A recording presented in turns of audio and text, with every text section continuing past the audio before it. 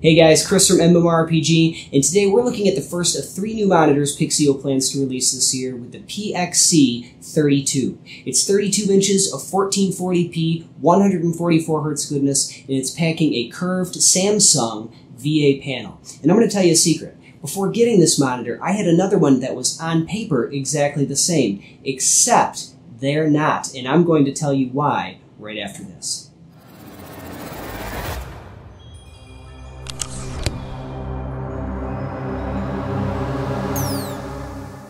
Coming in at $549 or $519 when I'm recording this, the PXC32 is a great monitor and may just be Pixio's best yet. And that's saying something from a company who's developed their reputation pretty much on the groundswell of support they've received from their fans.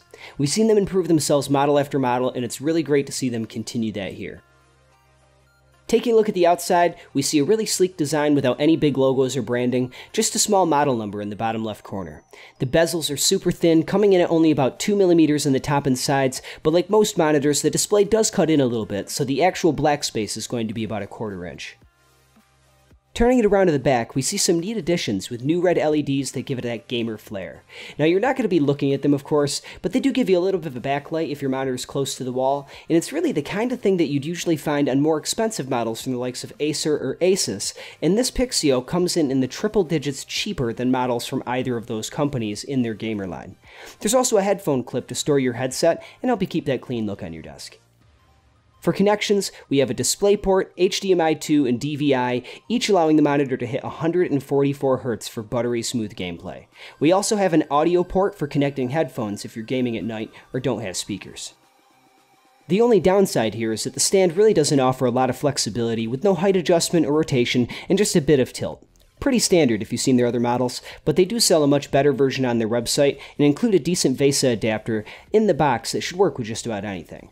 The PXC32 is big and beautiful, and as the name implies, it comes in at 32 inches, which is really a sweet spot for 1440p gaming.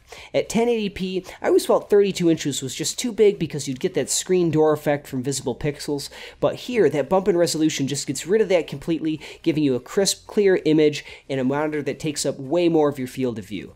It's a lot like upgrading to a big screen TV in your living room, honestly. For gaming, it's great and really helps draw you in, especially because of that curve. Now, I'm the kind of gamer that likes to zone out and sink into whatever I'm playing, and having the screen take up so much of my field of view really helps that to happen and honestly makes gaming more fun. When it comes to things like creating content, that extra screen real estate really makes a big difference to your productivity, and of course it's great for things like watching movies or streaming Netflix too. One of the things you're paying for here is that 144Hz refresh rate, which is just fantastic for gaming. If you're coming for consoles or a 60Hz monitor, that jump is just huge and it's a game changer in how smooth it's going to feel. Though if you do get 2 of these displays and try to run them in surround, just know that the refresh rate is going to be limited to 120Hz. You're also going to need a beefy video card to actually hit 144 FPS in any modern game. But if you're an AMD user, you're in luck as the display supports FreeSync with a range of 48 to 146 FPS, and that's going to eliminate all of your screen tearing and give you that ultra smooth gameplay experience we all love. The picture on this thing is amazing, no joke. It has a VA panel, which means the blacks and color reproduction are going to be way better than your average TN gaming panel. Pixio's also managed to get the response time down to a competitive 4 milliseconds, which is going to be more than enough for any game you'd like to play, even in a competitive setting. I've played everything from shooters to turn-based RPGs and didn't have any trouble with input lag or ghosting, even with the overdrive mode turned off, which surprised me. So go ahead, take it to a LAN, take it to a tournament, and you're going to have a better picture than anyone else there that's rocking a TN panel. But even compared to other monitors that are almost identical on paper, the PXC32 is just head and shoulders better. Like I mentioned at the beginning of this video, the monitor I was using was a Viatech GN32Q that I loved, and on paper had the exact same specs. Putting them side by side, however, I noticed the Viatech had this yellow cast and all the whites and light colors that I'd never seen before, even side by side with other monitors that I've tested.